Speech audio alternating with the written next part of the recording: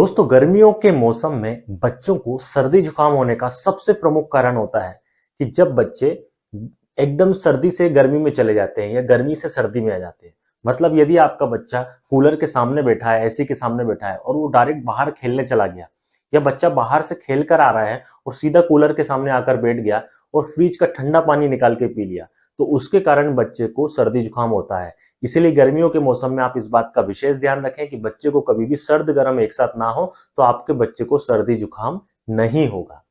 Jai Ayurveda.